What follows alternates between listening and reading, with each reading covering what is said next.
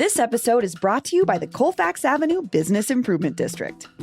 It's Indie Week on Colfax, July 14th through the 20th. Celebrate the independent spirit of Denver's most iconic street with a full week of events, exclusive deals, and local pride. With over 40 participating businesses featuring food, art, music, tattoos, and more, Colfax has something for everyone.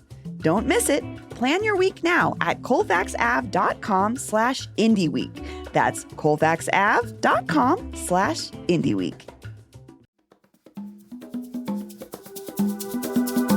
Today on CityCast Denver, the Broncos owners have said repeatedly that they're thinking about building a new stadium, but they won't say where.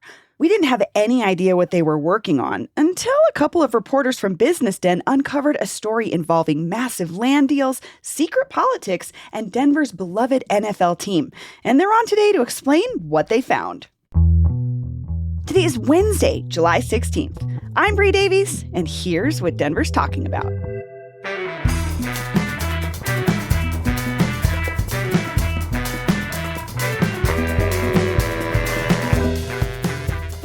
Justin Wingerter and Thomas Gounley, welcome to CityCast Denver. Thanks for having us. Yeah, thanks for having us. So when did you all first get turned on to this story? Like, how did you find out what was going on? I got a call in mid-May from a source who noticed a pattern of real estate purchases west of Burnham Yard in the Lincoln Park area. And this source thought they knew that something was being developed in the area. They knew that the Broncos were interested. The Broncos have been public about possibly being interested in the Burnham Yard area. And so the source noticed a pattern and asked if I knew about it, and I didn't. And I promised to look into it.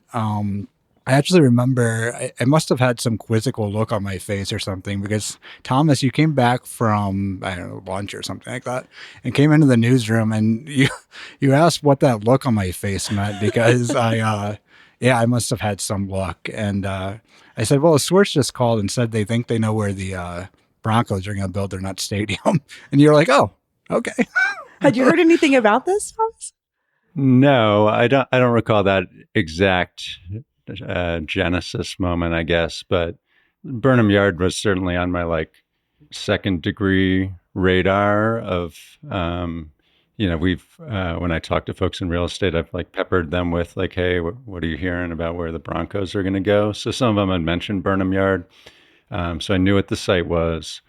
I'd written one story about the city putting out an RFP a couple of years ago to help with planning for the site. So I kind of knew that was a possible stadium choice and I guess the front runner to some degree. Justin, can you explain where Burnham Yard is for situated for folks that maybe can't picture it very easily? West of Osage is probably the easiest way to think of it. You're generally looking south of 13th, north of 6th, so the 6th Avenue Viaduct. We've noticed some purchases a little beyond those parameters, but generally speaking, that's the area you're talking about. And Burnham Yard itself refers to one property, a CDOT property. It's 58 acres. Just Colorado west of Department of Transportation owned this area for a while. The state owns it. And they've looked to find a developer, a partner for a while, and that's not anything new. That's something they've been very open about. It's a vacant spot. It's an old train yard, and it needs a redevelopment. It's a lot of graffiti. It's a lot of overgrown weeds and stuff like that. So they've been very open about hoping to find a development partner to sell it to and to hand it off for redevelopment. So. You mentioned that your source noticed a pattern. What kind of pattern did they notice? Yeah, there were 4 purchases that the source noticed that were all by LLCs that really couldn't be traced anywhere. They're kind of generic sounding LLCs, and they were all founded on the same day, December 20th of 2023, by a lawyer, a pretty prominent real estate attorney named Leanne Fowler at Hogan Lovells in Denver. And they all trace back to the same purchaser, or at least the same lawyer for the purchaser, but otherwise you couldn't tell who was buying them. So, the assumption is that, attorney's only going to work for one client in the area, not work for competing clients. So it's the same purchaser behind all 4 purchases. And this source noticed 4 purchases. We went on to find at least 10, maybe 13, depending on how you define it. So the lawyer that was making these purchases was connected to the team? She was or is a former colleague of the top lawyer for the Broncos. Tim Aragon is a general counsel for the Broncos. They had been colleagues. They had both worked in similar areas of law. But beyond that, you couldn't definitively ever tie her to the Broncos, at least initially. Has the team said anything about these deals that you uncovered? They've kept to their story, which is that they've not made a decision and that they're looking at Aurora and Lone Tree, and that they've not made their decision. They've been consistent in putting out pretty much the same little statement to all news outlets that have written about this, which is most in the city anymore.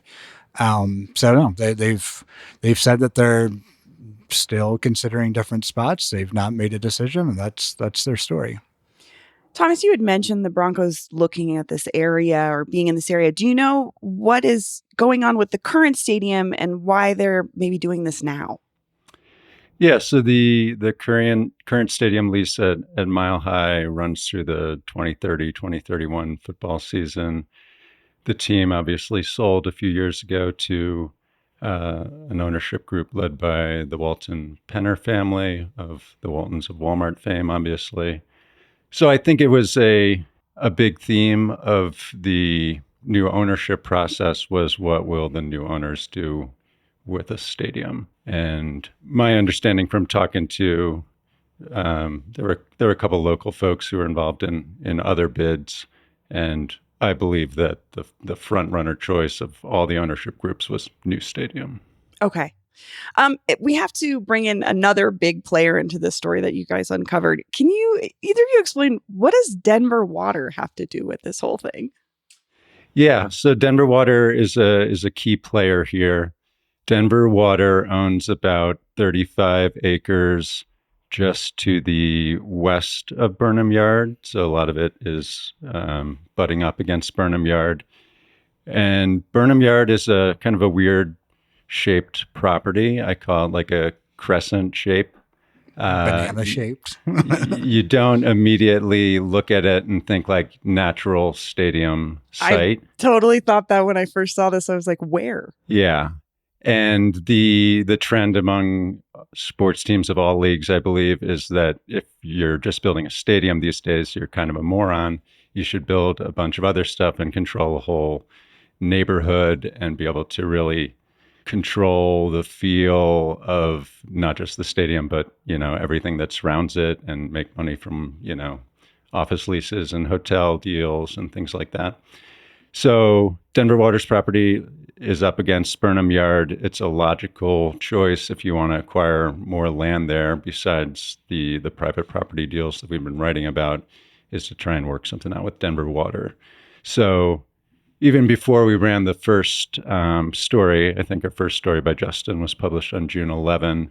Sometime in May, maybe somewhere around like May 20th, we put a Colorado Open Records Act request in with Denver Water, requesting about 13 and a half, 12 and a half months of communication between them and the Broncos. And you reported that Denver Water sent notices to 23 landowners of their, quote, intent to acquire their parcels. And those notices included legalese about eminent domain, which is kind of a scary concept. Can you explain what's happening with that? Yeah. So first of all, Denver Water is, like the Denver Broncos, not really saying much beyond, we're talking to the Broncos. We know they're talking about specifically Denver Water's land because Denver Water has sent over these technical documents about environmental studies on the Denver Water property. So separately in April and May, Denver Water sent these notices of intent to acquire to 23 parcels to the northwest of the Denver Water campus. And those notices said, basically, hey, Denver Water here, we intend to acquire your property. If you want, you can get your own appraisal. The next page was like, here's how much we will want to give you for your property. You can sign right here. And then after that was like a page and a half of state statutes that, if you looked at it closely, is about how a condemning authority can come in and take your land and what rights you have in terms of getting an appraisal and trying to get the fair market value. Ooh, I know that I know that's probably technically not a threat, but it feels. If I was a landowner, that would feel threatening to me. Yeah, I've tried to call basically every property owner over there that's gotten one of these, and I've talked to a handful of them. And Denver Water has, in statements to us, repeatedly said these are just efforts to acquire property voluntarily, which I think is technically maybe true. Like they haven't gone before a court and said, give us the right to just take this property and give them some money for it. So I think it's technically a voluntary market-based transaction at this point. But if you're getting a notice from an entity that clearly communicates like, hey, we can be a condemning authority and take your land if we want it, doesn't feel like the most voluntary thing to me to have to engage with them. Yeah. This episode is brought to you by Wild Iris Floral Studio. Looking for something fresh, fun, and beautiful to do in Denver this summer? How about flowers? They're beautiful and they smell really good and they grow from the ground. Kind of amazing.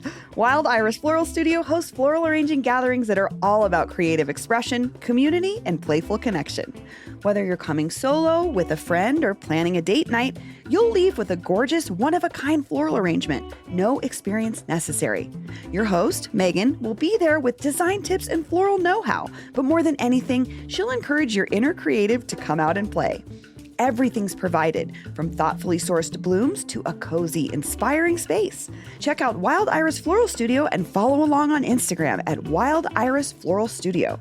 Tickets are on sale now at wildirisfloralstudio.com. Come have fun with flowers. This episode is brought to you by Denver Health. When someone you love brings home a new baby, what might feel like a small gesture from you can mean the world to the parents. Denver Health, in partnership with Family Connects, offers free in-home nurse visits for parents of new babies born at Denver Health. It's just one more way Denver Health shows up for families when they need it most. When I had Montgomery, tried to stay in the hospital for as long as humanly possible because I was afraid to go home with the baby by myself and my husband. And then finally Greg was like, we've been here for 5 days. We should probably go home. For more information, visit denverhealth.org/familyconnects. That's denverhealth.org/familyconnects. I was terrified to go home because you're being sent home with the hardest job you've ever had and you don't have any experience doing it. Denver Health is with you for life's journey. So I'm also thinking about Denver Water. It has a pretty new building in this area. It's not very old. Do you know what is going to happen with their headquarters? Yeah, we don't know much specifically. We don't know exactly what the Broncos hope to get from Denver Water. Do they hope to get all 35 acres? Do they want just the southern portion of the site?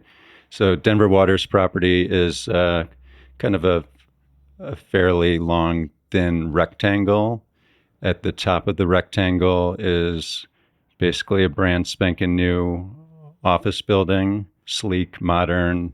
This is an industrial part of town, so it's there's nothing around it that looks like that. Yeah. So this is the sleek office building where the executives and the office workers work, and below that is more of an industrial feel. They have a dozen small industrial buildings, surface parking. There's random items being stored outside. There's some building called the meter shop. So we don't know exactly. It seems like from Denver Water's interest in acquiring property to the northwest, the notices of intent, and we don't really quite know the status of those deals. They say they're not under contract for any of them, but it seems like you would initially send those notices because you're hoping to move your industrial operations on the south end of their site just to the northwest. Maybe that means that the plan is to keep the office building, so you still have the executives there, and you just move the worker bees just elsewhere, around the corner, still still really convenient. But we don't know that for sure. Okay. So obviously a huge project. This is a huge project for Denver, and stadiums in general can be controversial. You all reported that the mayor's chief of staff has a standing invitation to participate in Denver Water and the Broncos Zoom calls about this project. Justin, do we know anything about how the mayor is thinking about this? No, I don't think the mayor's really weighed in any definitive way at this point, except to say that he's involved, and our reporting shows that his office is involved. And so, yeah, which is not surprising, obviously. And we know the governor's office is it's at least somewhat involved in these talks as well. So, again, not shocking. You have CDOT, you have state property right there, which is crucial to the whole thing. I mean, the Burnham Yard property, which so far is not in the control of the Broncos, has to be acquired by any measurement of putting the stadium in that area. So we've talked a lot about the professional women's sports stadium subsidies, which was a debate a few months ago, which is a separate project. But a lot of people have opinions about how much public support these stadiums should be getting. And given Denver Water's role and the mayor's involvement, would you all describe this particular project that you uncovered as like a public-private partnership? I don't think we know the financing. As far as I know, there's been no. I mean, we know the Post has had some reporting last week on possible public financing, but it's low level stuff. It's not the entire stadium the way you see in some cities. Is my understanding. Yeah, there's a lot of unanswered questions here. Hopefully, we'll be able to report some answers on some of them, and at some point there'll be an announcement, obviously. But no, we basically know nothing about, the extent to which the public will be asked to grab their wallets. I will say I don't really expect much transparency from the Broncos. I'm surprised by the level of transparency from Denver Water. You're surprised by how much they've shared, or that you've? I'm just the lack of transparency. Okay. Yeah, I think it's a strange look for them. So based on all of your reporting, you kind of mentioned this, Thomas, like the things that often go with a newer build stadium might be an entertainment district or housing or offices. Do you all have a sense for what kind of stadium they might be wanting to build, or what they're really looking at with all of these parcels combined? No, not beyond like that broad generality. Then I just assume that they want to build a stadium that anchors a bunch of other stuff. No clue, really. Which would also kind of be right next to Kroenke's big project that's coming through that area of town as well, which is really interesting. Yeah, there's currently like a great kind of stadium row intermeshed into downtown Denver. You can walk from Coors Field to Mile High pretty easily. And Burnham Yard, it's kind of amazing how much effort is going to go into this deal, because Burnham Yard is a mile from Mile High. It's basically the same neighborhood, so it's still in the center of Denver. So it seems poised to be a great win for Denver. So, what are you all watching for next? What's the next steps, or what are you looking at in your reporting? Well, the State of the City address is in a week, and so we'll pay attention to that. I think a lot of people will. I don't know what will come of that, if anything. Otherwise, yeah, we're pursuing a few options, a few different avenues, I guess, that we'll see what comes of it. And otherwise, I don't know. I mean, I think we could have an official announcement before too long, or maybe we don't. There are a lot of unknowns around here. Yeah, don't have a great sense what's coming up. When we were preparing to publish the first story, this is the type of story where you basically write up what you think you know, and then you reach out to the Broncos and say, "Hey, we're about to publish this. What would you like to say?" And I think we gave them 3 hours, which is very reasonable. And prior to reaching out to them, as we're writing the story, we were like, it's possible that we might reach out, and they just like decide, yeah, we'll put out a statement to every media outlet saying, we've identified Burnham Yard as, our top stadium choice, which, in that moment, they opted not to. I became more of a Broncos fan because let you break the story. They really preserved our scoop. They preserved it for another month. So I really appreciate it. Appreciate the leadership over there, getting the new quarterback. I think it's been a good for him. This is when being a reporter is really fun. That was my story. Well, we're going to be watching this for sure. It was really fascinating for you guys to dig this up because like I said, we're watching this area already with other developments. So these three big players, the city, Denver Water, and the Broncos all being interested in this part of town that I think a lot of folks can't even picture is going to be interesting to watch. Justin, Thomas, thank you so much. This was really fascinating. Yeah, thanks for having us. Absolutely. That's all for today here on CityCast Denver. If you enjoyed this show, why not take a minute to tell the Walton Penner Ownership Group about us?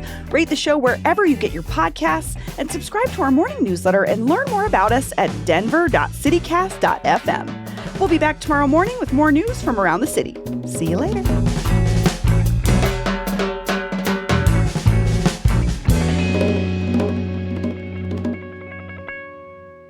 Don't mind me just eating Skittles for breakfast again.